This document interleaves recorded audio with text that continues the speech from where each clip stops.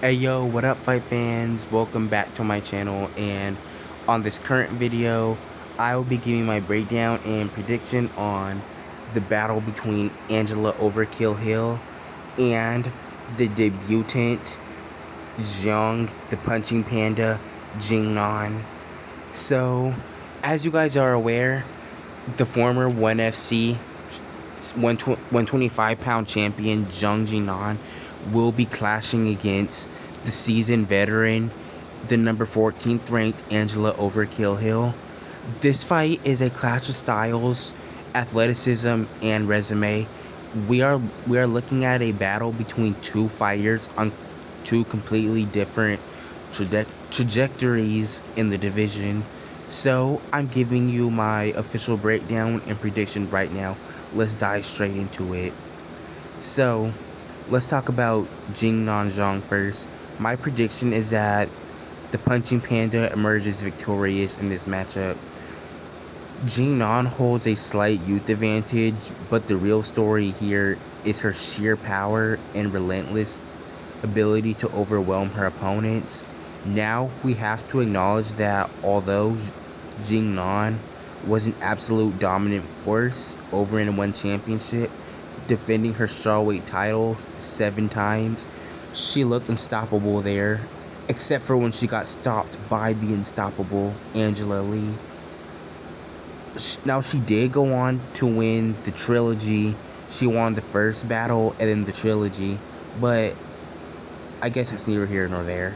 Anyways, as we know, dominance in another promotion may or may not translate to being successful and dominate here in the UFC. So she is coming off a unanimous decision over Mungbo. That was in March of 2025, which was a year and 2 months ago. And Mungbo, she's a good opponent, but she's really not some world beater. She does have a win over the former champion Zhang Weili, but that was in Weili's debut. Still, when she switches on that forward pressure, it could be an absolute nightmare to deal with. Now, on the flip side, we have to look at where the number 14th ranked Angela Hill is at in her career.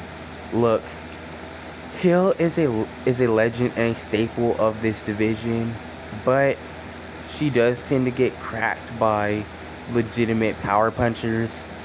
She's aging, and honestly, that the age has started to show in her recent octagon appearances.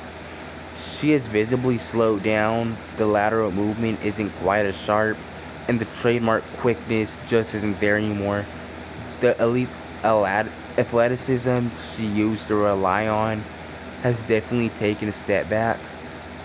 But wait, don't count Overkill out just yet, because the resume still tells a different story. Hill has a massive experience advantage. She has shared the cage with just about every single top strawweight in the planet. Meanwhile, if you look at Jingnan's run over and won, other than those legendary wars with Angela Lee, she has mostly been facing lower level competition. She hasn't faced the constant depth of top tier competition that Angela Hill has dealt with for years. Hill's strength of schedule is absurdly high, and that massive experience gap could play a factor early in this fight. So, the way I envision this fight playing out is that both will immediately look to apply pressure. Actually, I think that Hill will be the one pushing the pace and attempting to apply pressure. I feel like since Zhang Jingnan really hasn't fought at this level or in the UFC, she may be a little hesitant. She might be a little gun shy. I feel like Hill could take advantage of that early on. But as the fight goes on, I feel like Jingnan will throw her signature looping punches. Jingnan, she does tend to be flat-footed and throws a lot of looping shots rather than straight punches and utilizing technique.